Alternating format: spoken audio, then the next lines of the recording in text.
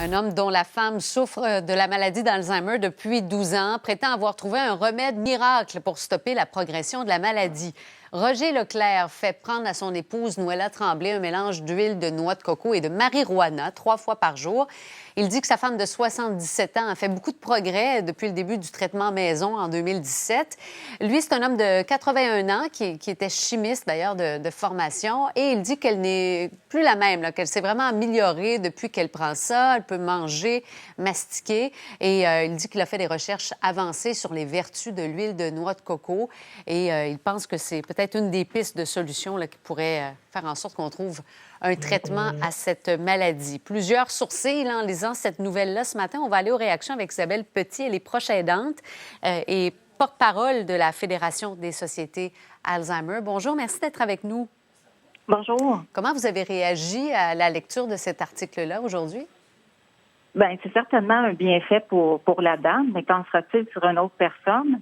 Moi, la question que je me pose, c'est quel sera l'effet de la marijuana là, sur l'état de santé d'une autre personne qui aurait d'autres maladies, comme des problèmes cardiaques, des problèmes de diabète? Est-ce qu'on parle ici d'amélioration ou de soulagement pour la dame? C'est certain qu'il y a des vérifications à faire plus poussées par des chercheurs, là, puis je pense que ça vaut la peine. On a beaucoup parlé de la maladie d'Alzheimer au cours des derniers jours parce qu'avec le vieillissement Oui. de la population, on sait que les cas de maladies comme celle-là vont grimper considérablement. Il n'y a pas beaucoup d'argent non plus investi en recherche en Alzheimer. Là, on a pu apprendre ça au cours du week-end. C'est un peu le parent pauvre, là, selon vous? Oui, c'est sûr, mais la recherche continue. Faut rester positif et aller avec ce qu'on peut faire, avec les recherches qu'on peut faire. Je parlais à un chercheur ce week-end qui disait qu'il faut faire un peu comme avec le cancer là, et s'attaquer réellement à cette maladie-là. Parce que c'est important de le rappeler, il n'y a pas de traitement actuellement. Non, il n'y a pas de traitement actuellement.